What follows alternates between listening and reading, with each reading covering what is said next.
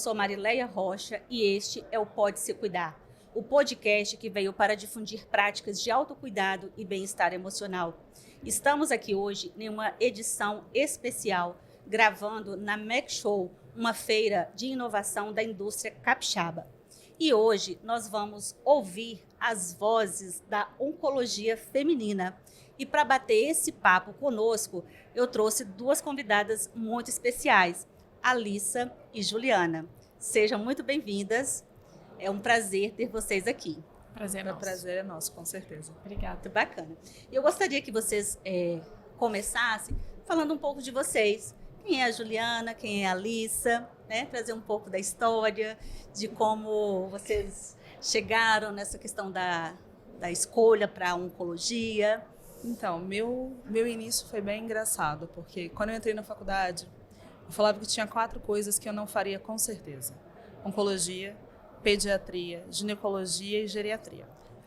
Falei, não vou fazer. E aí, durante a faculdade, eu fiz nos períodos de internato, fiz cardiologia, neurologia, não gostei de nada. Aí, quando eu entrei no internato de cirurgia, cheguei no internato, a gente que, na verdade, eram para ficar 24 alunos, como teve uma transição, a gente acabou ficando em 8, e eram 8 quartos. Cada um tinha o seu quarto, e meu quarto só tinha câncer. Eram só pacientes oncológicos, e aí eu falo que, assim, na verdade, Deus me colocou no lugar onde eu tinha que estar. Legal. Porque eram pacientes... Aí eu vi, na verdade, como os pacientes oncológicos eles precisam de cuidado, como eles precisam ser ouvidos. E aí eu passei o internato inteiro, naquele quarto só tive paciente oncológico. E, pra vocês terem uma noção, na obstetrícia, que eu fui rodar, né, a gente roda no internato de obstetrícia, a minha paciente era uma paciente oncológica. Ela tinha um câncer de rim, só que como ela tinha acabado de ganhar neném, para ela poder ficar com o bebê, ela tinha que ficar na enfermaria da obstetrícia. Então, todo dia, ao invés de passar visita na obstetrícia, eu ia passar visita na cirurgia de novo. Porque eu tinha que pagar, eu ver minha paciente, subia e ela passar visita nela. Era para ser, né? Era para ser, não tinha outro jeito. E aí, tanto que aí, por exemplo, quando eu fiz residência, quando eu saí do hospital, eu já sabia que eu queria fazer onco. Então, eu fiz residência de clínica médica e depois eu fiz exercício de onco direto. Bacana, que lindo. É. E a Alissa? Eu sou meio assim também. Eu falo que é a oncologia que me escolheu, né? Não foi eu que escolhi a oncologia. A minha família é toda de médico. Então, a medicina foi meio que... Não foi uma escolha, né? Ninguém lá em casa tem personalidade. Então, eu fiz medicina mesmo. E aí, eu tenho um tio que é mastologista. Durante a faculdade, foi tipo a Ju, eu quis várias coisas. Cardiologia, gastro, enfim, várias coisas, ginecologia. E aí, o meu tio falou, eu acho que você devia fazer um estágio na radioterapia. E aí, eu fui, durante a faculdade, fazer um estágio na radioterapia. Só que não tinha gente na radioterapia. Eu, como uma boa mineira, eu gosto de gente, né? E aí ninguém estava entendendo nada do que eu estava fazendo na radioterapia. E aí uma residente da rádio falou, você não acha que você ia gostar mais de onco do que de radioterapia? Aí eu falei, não sei. Quem sabe? Você podia fazer o estágio da onco ao invés de fazer o estágio da rádio. Semana que vem vai para o estágio da onco. E aí eu fui para o estágio da onco. Lá eu fiz a residência e tô aqui. Legal. Na oncologia. Que bacana. É bonito isso, assim, né? De você... vendo o trabalho de vocês, né? Eu tive o prazer de acompanhar um pouco do trabalho e ver como que conecta, né? Isso que vocês estão contando aqui com a proposta de trabalho de vocês, né? Isso é o propósito, eu acho que, assim, né? A oncologia, ela escolhe as pessoas. Porque, assim, é uma especialidade completamente diferenciada de todas as outras especialidades. Assim, os pacientes, eles demandam muito mais, eles precisam muito mais. Você precisa de uma rede muito maior. Então, assim, ela escolhe. Não tem como, assim, você fazer, eu não quero fazer, não tem como você ficar, você nem termina. Legal. E aqui, vocês estão aqui representando outras mulheres, né? Sim. Muito legal. Que pena não poder, né, ter todas aqui nesse momento, mas vocês estão representando. E eu queria que vocês falassem um pouco para a gente contar essa história de como surgiu esse grupo, né, qual é o objetivo. Contar aí para os nossos telespectadores, né, que estão nos acompanhando, como surgiu o Elas Oncologia. Trazer um pouco da história também das outras que não estão aqui, né? Acho bacana vocês também contarem um pouco da história delas, para a gente poder conhecer esse grupo. Então, na verdade, o Elas Oncologia nasceu de um grupo de WhatsApp. Legal! A gente foi num congresso, até nem todas se conheciam pessoalmente. E aí, nesse congresso, a gente estava todo mundo junto, aí eu conhecia uma, outra conhecia a outra. Vamos fazer um grupo, né? Que a gente combinar o horário que a gente vai descer, o horário que a gente vai tomar café. E esse grupo, ele continuou da gente falando de coisas, futilidades. Compra de sapato, bolsa, onde está tendo promoção de loja. E aí a gente teve, ano passado, o Congresso de Oncologia da Sociedade Brasileira e teve uma palestra sobre lideranças femininas na oncologia. E aí eu e a Eurenívia, que é uma das outras cofundadoras, a gente assistiu essa palestra e a gente falou assim, a gente botou no grupo na hora, falou assim, cara, a gente precisa fazer alguma coisa. Essa palestra foi muito boa, elas falaram de todas as dificuldades que como mulher a gente tem na oncologia, a questão da discriminação por conta da gente ser mulher, das dificuldades assim, de na hora de parar de atender, na hora de ter filho, de voltar a atender, deixar o filho em casa. A Alissa com certeza sabe muito bem sobre isso. E então, e a gente se uniu e isso começou, para vocês terem uma noção, o congresso foi em novembro do ano passado. Um ano atrás, né? Um ano atrás, vai fazer quase um ano. E a gente foi conversando, desenvolvendo o que a gente queria, porque assim, somos todas oncologistas, a gente trata, né, doença, mas a gente via essa necessidade de tratar muito mais do que isso. Tratar o paciente, botar o paciente como centro de tudo e tratar o todo o entorno. E aí a gente começou a conversar. Escolhemos uma agência que é nossas duas perninhas, que também são de mulheres fortes, Legal. Que estão nessa caminhada junto com a gente. Então, a gente tá vindo para poder trabalhar em favor do paciente. Somos 6 oncologistas, não é isso? Na hora que as meninas falaram da palestra, a gente se olhou e falou, é isso, a gente precisa fazer isso. O mais engraçado é que a gente não se conhecia, todo mundo, mas a gente já teve uma conexão, uma sintonia entre nós 6 e somos 6 pessoas totalmente diferentes, o que deixa tudo muito mais gostoso, porque cada uma entende de uma coisa, cada uma fala sobre uma coisa de forma diferente, aí a gente acaba se complementando e isso é muito interessante. E aí o grupo saiu. O objetivo principal era tratar a oncologia de uma forma diferente do que ela vem sendo tratada. A gente tirar o foco um pouco da doença e trazer o foco um pouco para o paciente, para a jornada que é desse paciente que caminha com a doença, né? Que às vezes a doença nem é tanto o centro das atenções de todos os sintomas que esse paciente tem pelo enfrentamento desse diagnóstico. Então, a gente acabou criando o grupo em vigência disso. Bacana. Vocês são todas aqui do estado? Somos 6, trabalhamos aqui em Vitória. A gente trabalha em clínicas diferentes, mas assim, acaba que Vitória é muito pequena, né? Sim. A nossa rocinha. E então, a gente acaba que uma pessoa conhece todo mundo e uma pessoa vai conhecendo uma e conhece outra. E a gente se linkou. Foi o que a Alissa falou, assim, eram pessoas que metade não se conhecia e a gente teve uma conexão muito grande. E você vê assim, pessoas que, assim, muito diferentes, mas que tinham o mesmo desejo de fazer alguma coisa diferente. Não fazer mais do mesmo, não fazer mais a oncologia, da mesma oncologia que já é feita. Fazer alguma coisa que a gente possa realmente ajudar o paciente. Porque, por exemplo, igual a Alissa falou, às vezes a gente tem um paciente, ele teve um câncer de mama, que foi uma doença inicial, assim, facilmente resolvida, mas todo o impacto que isso trouxe para a paciente é tão maior do que a própria doença, do que a doença trouxe em si, e muitas vezes esse paciente ele fica perdido. Ele fica sem ter esse apoio, essa rede de apoio, alguém que o escute. Então, assim, na verdade, a gente quer trabalhar nisso, assim.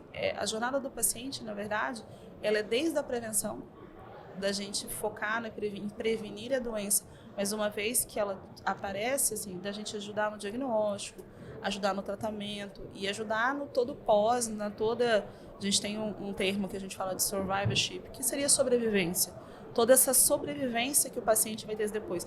Porque, às vezes, essa fase que depois que você para o tratamento, é muito difícil para o paciente. Primeiro, porque ele sente que ele não está fazendo mais nada. E segundo, porque tem as sequelas do tratamento que a gente fez. Tem uma questão assim que às vezes a pessoa sempre está com aquele pé atrás, né? Você vai voltar, você não vai voltar. A época dos exames é sempre muito difícil, porque assim, até às vezes assim, a gente no início começa de 3 em 3 meses. Então, assim, você vê que assim, aqueles 2 meses ele vive muito bem, ele fala, até esqueci. Mas aí chega na época de fazer exame, a pessoa revive tudo que passou, tem que fazer os exames, a ansiedade de estar com aquele exame na mão, até de levar pra gente. Então, assim, é um desgaste, assim, a gente tem que ajudar isso também. Eu acho que é esse apoio que falta um pouco, porque medo é um sentimento super normal de ser sentido diante de uma pessoa que tem um diagnóstico de uma doença que ameaça a vida, seja essa doença inicial ou não, metastática ou não, né? Então, eu sempre converso com os meus pacientes de que sentir medo é ok, né? Se eles não sentissem medo, eu ia achar bem estranho. E aí, a nossa ideia é estar aí para isso, ser um apoio para ele lidar com o medo, porque o medo faz parte, ele só precisa saber lidar com ele. Então, ele vai ter o apoio nosso, a gente vai ajudar um apoio na família, porque às vezes a gente foca muito no paciente, mas a gente esquece que aquela família sofre também junto com ele. O cuidador que está ali todo dia, ele sofre também. Então, o nosso apoio é esse apoio de tudo, assim, é englobar tudo que faz parte desse diagnóstico, e não só a doença, sabe? Não só o foco na doença. Legal. Aí vocês, como é que isso se concretiza na prática, né? Assim, como é que vocês fazem esse acompanhamento da família? É sempre dentro do consultório, nas consultas, ou tem algo mais? Assim, como é que se pratica isso? Assim, na verdade, agora a gente tem trabalhado isso nas redes sociais. A gente tem tentado trazer informações diversas sobre prevenção, sobre qualidade de vida, e também dentro do consultório. E assim, igual a gente fala, a gente precisa chamar esse paciente, chamar essa rede de apoio que ele tem, chamar os cuidadores e trazer todo mundo para perto. Porque assim, às vezes também o que acontece, assim, termina o tratamento, não, mas já está tudo bem. E não está tudo bem, às vezes o paciente fica bem e a família não fica. A família não consegue, porque assim, quando a gente fala da questão da aceitação da má notícia, isso tem fases. E muitas vezes as pessoas da família e o doente, eles estão em fases diferentes. Uhum. Tem gente que está na fase da aceitação, tem gente que está na fase da negação, tem gente que está na fase da barganha. Então, essas fases, a gente precisa linkar todo mundo e conseguir dar esse apoio. E isso, assim, a gente precisa conversar bastante, trazer essa família para próximo, trazer essa família, esse doente para próximo da gente, para que a gente consiga trabalhar com eles. E focando e vendo todo, ouvir o paciente. Ouvir o que aquela família, o que aquele paciente tem para nos dizer, para que a gente consiga ajudar. Eu acho que, assim, do que eu vi, né, do trabalho de vocês, essa questão do acolhimento é algo que é bem natural, assim, vamos dizer, né, que está dentro do processo do trabalho de vocês, e isso, às vezes, a gente não vê isso em todos os profissionais, né? É claro, até porque cada profissional tem sua história de vida, né, e não é da profissão específica, mas, assim, da forma de lidar. Quando vocês trazem essa questão de que o paciente está fragilizado, né? Um momento que também foi uma escolha de vocês lá atrás. Então, assim, a gente vê o link, né, se formando nessa cadeia, né? E como que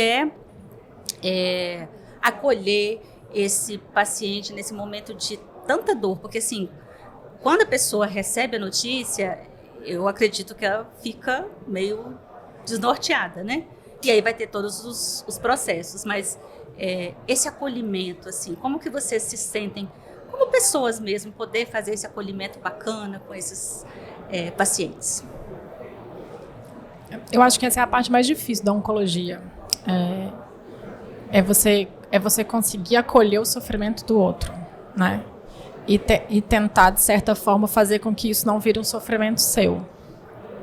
Então, isso é bem difícil, assim, a gente... Eu, por exemplo, eu dou meu telefone para os meus pacientes todos. Todo mundo. Então, eu acho que o suporte nesse momento e a previsibilidade que você entrega para o paciente faz com que ele tenha um pouco mais de segurança. Então, eu sempre tento conversar com os meus pacientes e explicar para eles exatamente como a coisa pode fluir. Assim, na maioria das vezes acontece desse jeito. Eu entendo que a previsibilidade é uma forma de entregar segurança para esse paciente. Eu tento fazer com que ele sinta tudo que ele está sentindo. Então, eu explico que tristeza faz parte, depressão faz parte, sofrimento faz parte, e que a gente vai caminhar junto dentro desse sentido. E aí, eu acho que a coisa flui, né? Assim, quando você se coloca, não se colocar no lugar do outro, porque eu acho que o lugar do outro é sempre dele. Mas quando você se demonstra em apoio àquela outra pessoa, a coisa fica mais leve, sabe? A tendência de que essa pessoa consiga, de alguma forma, sabendo que ela tem aonde se segurar, ela enfrenta melhor a doença, sabe? Rede de apoio. A gente sabe que é algo tão importante, né, no momento, todos os momentos da nossa vida, né? Mas eu acho que num momento desse que a pessoa recebe, né, a notícia ou durante o tratamento, a rede de apoio ela é fundamental para a pessoa aprender a lidar com isso, né, a família como um todo. Vocês percebem que na atuação de vocês as pessoas têm mais rede de apoio ou essas pessoas às vezes costumam dar uma fugida, né? Ali os familiares, as pessoas mais próximas, às vezes dão um distanciamento. Como é que é isso na prática de vocês? Sim, na verdade a gente vê os dois lados. A gente vê pessoas que elas são abandonadas, e isso é uma das coisas que nós mulheres a gente tem isso pior, porque assim, as mulheres têm 6 vezes mais chance de serem abandonadas durante o tratamento pelo parceiro. A gente vê muito... Esse dado é muito... É muito triste assim, né? É peculiar, porque assim, você vê a mulher sendo abandonada e o cara aparece a ex-esposa. Você vê assim, quem que é? Porque a gente sempre pergunta quem você é, qual que é o seu relacionamento com o paciente. Eu sou a ex-esposa. Por quê? Porque é o pai dos filhos. Então, assim, sempre gera aquela questão assim, eu preciso ajudar, assim, além disso, eu preciso ajudar essa pessoa, porque ele é o pai dos meus filhos, ele é uma pessoa que eu tive um relacionamento. Agora, tem mulheres que, infelizmente, às vezes são abandonadas. Às vezes, são filhos que abandonam os pais. Então, assim, a gente vê, são duas realidades. Realidades de família muito presente. Às vezes tem família que é presente demais, dá uma sufocada. Mas a gente vê, assim, a maioria, graças a Deus, assim, pelo menos dos meus pacientes, tem famílias presentes. As famílias, às vezes assim, tem um filho que cuida mais do que outros, mas pelo menos assim, tem alguém. Mas tem gente, assim, infelizmente, que é sozinho. Assim, eu tenho um paciente que é um idoso, que ele tinha um companheiro, o companheiro dele faleceu e ele não tinha filhos, ele ficou sem ninguém. E assim, você vê que aí a gente falou, não, vamos achar alguém, a gente conversou, pegou a enfermeira navegadora, vamos achar alguém, aí a gente conseguiu um sobrinho, que é uma pessoa fantástica, assumiu ele. Pra você ter uma noção, o sobrinho foi morar no prédio dele, onde ele estava morando, e cuida, assim, gente, o paciente mudou. A gente fala que assim, tratar o coração e a cabeça, você muda a pessoa. Ele era um paciente, depois que ele teve essa rede de apoio, teve com quem contar, porque assim, é lógico que a gente se coloca à disposição, assim, nós somos o seu apoio, mas ele precisa de um apoio mais próximo. Até porque você não está ali todo não tempo. Assim, eu não tenho, infelizmente, como ficar 24 horas. E você vê que quando esse sobrinho dele apareceu, ele virou outra pessoa. Renasceu. Que lindo, né? Maravilhoso. Que bom que todas as pessoas, né? Que encontrem alguém. Encontrar assim, né? Que encontrem alguém. Legal. Dentro desse processo, bem, vamos falar desse, não só, né, mas como a gente está falando da oncologia, né, vamos trazer assim, muitas vezes o câncer ele evolui, né, no sentido da pessoa começar ali a seguir um momento que precisa dos cuidados paliativos, né? Eu acho que esse é um assunto pouco falado e às vezes pouco entendido, né, sobre o que é os cuidados paliativos, como eles funcionam na prática, e aí tanto para o médico como para o paciente, né, às vezes falta um pouco de entendimento nesse sentido. E aí, não que falta entendimento para o médico, assim, acho que falta uma atuação direcionada para o que realmente é, né? Pelo menos na minha experiência familiar que eu tive, né, sobre cuidados paliativos com família. E aí, queria ouvir né, de vocês, que são especialistas aí, né, nesse assunto, de trazer para a gente um pouco sobre esse tema, tanto de informação para as pessoas que estão nos acompanhando, né, para a gente entender mais sobre isso. Então, cuidado paliativo, ele é um cuidado que ele deve ser ofertado no momento do diagnóstico de uma doença ameaçadora da vida. Então, esse é o primeiro assim, é o ponto-chave para entender o que é cuidado paliativo. Então, o paciente está ótimo, ele não tem nenhum sintoma específico, mas ele tem uma doença ameaçadora da vida. Ele é um paciente candidato a cuidado paliativo. E aí, o que é esse cuidado paliativo? É o cuidado de tudo e qualquer sintoma ou sofrimento que esse paciente tiver. Porque a gente sabe que é um tratamento que esse paciente vai fazer por longo tempo, né? Um tempo prolongado. Então, ele vai ter efeito colateral fora os sofrimentos psíquicos, espirituais, o sofrimento da família. Então, isso tudo é cuidado paliativo. Cuidado paliativo é cuidado. Cuidado paliativo não é cuidado de fim de vida. Eu acho que é muito entendido dessa forma, né? As pessoas entendem muito. Então, eu acho que o paliativo, a palavra paliativo, às vezes ela remete para algo que está finalizando, né? Para o fim da vida. É óbvio que o cuidado de fim de vida faz parte do cuidado paliativo, mas não necessariamente, né? Uma coisa não precisa estar ligada à outra para existir, né? Então, acho que a informação principal é essa. Não, com certeza, porque assim, muitas vezes o que acontece, se você não tem um serviço de paliativo, igual a Alissa falou, que o paciente já começa desde o início da sua jornada, passando por cuidado paliativo, não dá para você chegar no final, que é quando a família e o paciente mais precisam de você, e aí você simplesmente, agora eu não cuido mais de você, agora quem vai cuidar é a doutora Alissa, que é do cuidados paliativos. Essa história não encaixa. Isso é sofrido para o paciente, porque ele se sente abandonado. Então, quando a gente caminha... mais um abandono, né? Mais um abandono. Então, quando você caminha junto, o que vai acontecendo é uma troca gradual.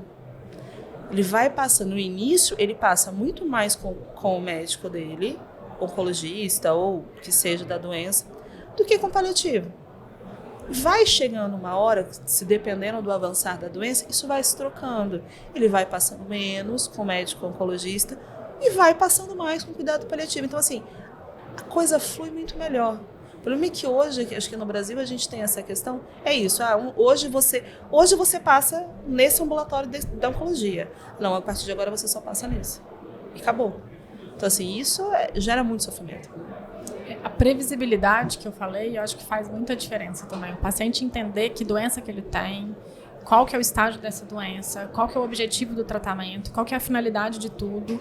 Isso faz com que ele entenda que ponto que ele pode chegar, né? Então, você tem uma doença avançada, metastática, o tratamento ele não tem tempo para terminar, é um tratamento por tempo indeterminado. Você pode ter esse sintoma, né? Porque o oncologista que cuida de náusea, o oncologista que cuida de dor, o oncologista que conversa com a família e lida com sofrimento, ele está fazendo cuidado paliativo. Você não precisa mandar para o paliativista para fazer cuidado paliativo. Você está fazendo cuidado paliativo.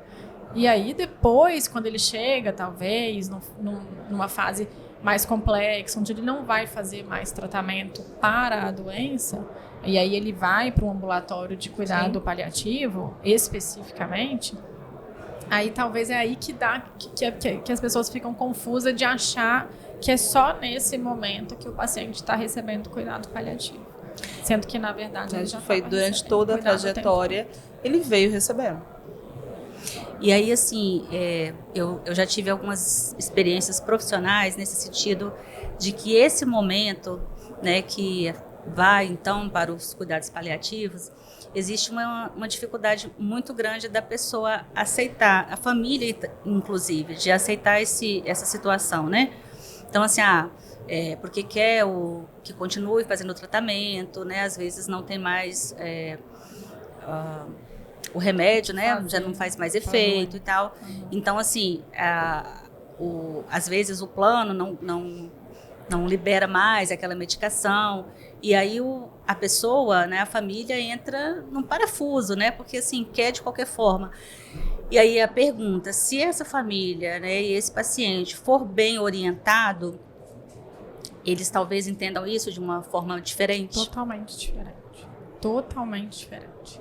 Quando você dá previsibilidade para o paciente e para a família, o entendimento é totalmente diferente. É óbvio que é difícil. Sim, não estamos dizendo Tem do sofrimento, né? É óbvio que tem sofrimento. Mas a pessoa entende, ela entende a doença dela desde o início. Tanto ela quanto a família dela. Né? E aí isso fica muito mais fácil de você lidar com isso depois, de você fazer esse tipo de cuidado, sabe? Eu acho que a previsibilidade para mim é o ponto-chave. A pessoa ter informação e ela entender, porque acho que no cuidado você caminha sempre numa esperança, é óbvio, a gente não vai tirar a esperança do paciente, né? Mas o paciente entender que ele pode caminhar por aqui, que ele pode caminhar por aqui, que ele pode caminhar por aqui, fica muito mais fácil da gente direcionar esse caminho, né? É diferente de você dar esperança. Ah, troquei o remédio, mas tá tudo bem. Troquei o remédio, mas tá tudo bem. E aí, de repente, você fala, olha, infelizmente agora a gente não tem mais o que fazer porque a sua doença, ela é avançada. E aí o paciente fala, como assim minha doença é avançada? Até ontem eu achava que eu ia ser curado. Até ontem eu estava tomando remédio, Até né? ontem eu estava tomando remédio parou. e ia ser curado. E aí hoje eu vou para o cuidado paliativo. É muito difícil. Não é porque assim, às vezes acontece assim, eu passo visita em hospital. E às vezes acontece isso que a Alissa falou. O paciente interno, assim, é uma família que não foi preparada, um paciente que não foi preparado. E aí, assim, imagina você, que não é oncologista do paciente, você não conhece ninguém, a família não te conhece, o paciente não te conhece, e você precisa abordar isso. Às vezes é muito difícil. E assim, isso gera um sofrimento enorme para o paciente e para a gente.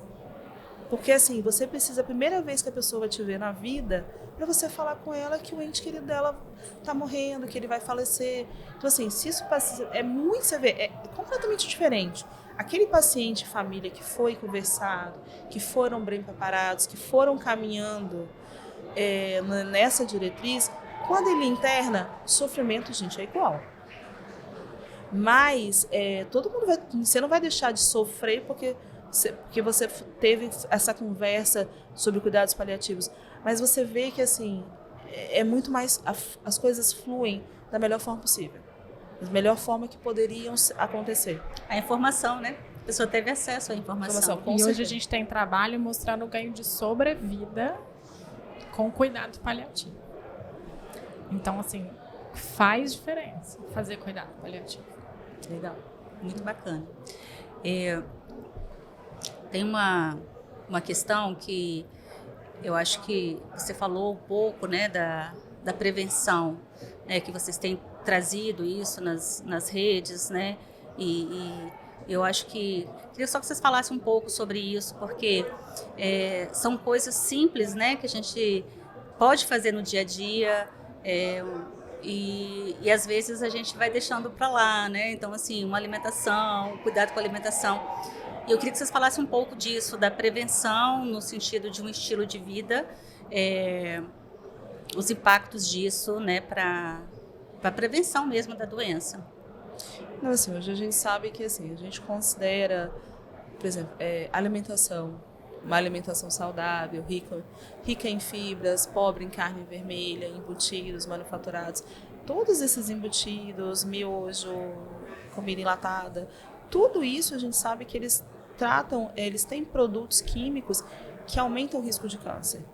Então a gente sempre fala para o paciente que a gente precisa optar muito mais por comer coisas mais naturais, coisas livres de agrotóxico, livres de parabenos, livres de agentes químicos, porque isso modifica a estrutura do alimento e isso faz mal para o paciente. Além da questão da alimentação, a questão da atividade física, tanto a alimentação quanto a atividade física, isso não é a gente que está falando. Existe estudo que comprova que ambos trazem benefício, isso diminui o risco de incidência de câncer, principalmente incidência de câncer coloretal. Tanto que, por exemplo, para câncer coloretal, é igual o tratamento que a gente prescreve, sabe, a quimioterapia? Quando o paciente termina de fazer, a gente prescreve para o paciente. Você precisa fazer atividade física e você precisa fazer dieta. Porque os pacientes que fizeram atividade física e dieta tiveram maior sobrevida comparado com aqueles que não fizeram. Então, assim, ingesta de não fumar. Assim, o tabaco é uma coisa extremamente maléfica. Ele está associado a diversos tipos de câncer. Então, assim, não existe nenhuma dose de segurança. Cigarro eletrônico é uma das coisas mais absurdas que já foram inventadas. Que, assim, eles vendem cigarro eletrônico como se fosse um substitutivo ótimo para o cigarro. É trocar 6 por meia dúzia. Né? Isso é um absurdo. Ingesta de bebida alcoólica, isso também está relacionado à incidência de câncer. Também temos questões assim, de outras questões como dormir melhor, né? Ter uma boa qualidade de sono, né? Diminuir o nível de estresse. Assim. A gente sabe que às vezes é difícil, mas assim, a gente precisa ter o nosso autocuidado, a gente precisa cuidar da gente primeiro. Então, assim, a gente precisa focar primeiro na gente e, assim, às vezes, abrir mão de algumas coisas. Abrir mão de coisas para que a gente tenha uma qualidade de vida melhor e evitar câncer e outras doenças, principalmente doença cardiovascular, que hoje é o que mais mata. Legal.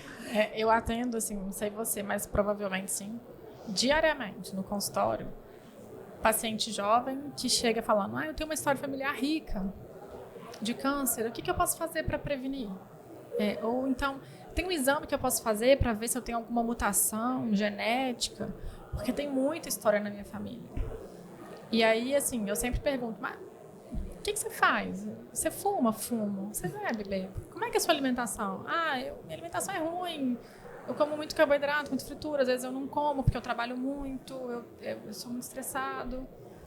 E aí, assim, a maioria dos cânceres, eles não são hereditários. Só 15 a 20% são hereditários, o que significa que passa de pai para filho. Se você parar para pensar nisso, eu estou falando que 80% dos tumores são causados por fatores externos. São causados por fatores adquiridos. Ou seja, as suas escolhas são muito mais importantes do que qualquer hereditariedade que venha da sua família. Eu posso fazer algo por mim, Não adianta eu fazer um teste genético que vai ver que você tem uma mutação, sendo que você fuma, bebe, não faz atividade física e come mal. Você não está fazendo o que você precisa fazer, assim. Legal. Acho que é tudo a ver com escolha. Né? Escolha, sim. E assim, fantástico esse bate-papo, tão rápido, mas ficou com gostinho de quero mais, não ficou? Não ficou? Com certeza. Ficou. A gente ficava aqui, ó.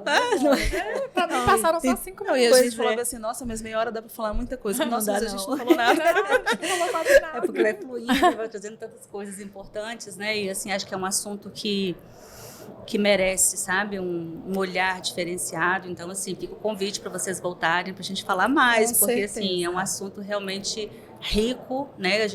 Vocês podem contribuir, né, com o conhecimento de vocês para todas as pessoas que estão nos acompanhando. Eu acho que, assim, fantástico, não só para as pessoas que estão com câncer, mas para os familiares e para a população de forma geral, porque a gente pode prevenir, né? Nós podemos fazer essas ações para prevenir. Então, assim, eu gostaria que a gente finalizasse que vocês dissessem onde a gente pode encontrar vocês, acompanhar todo esse processo aí de autocuidado que vocês têm trazido, né, e também da prevenção, e deixasse um recado final para as pessoas que estão nos acompanhando.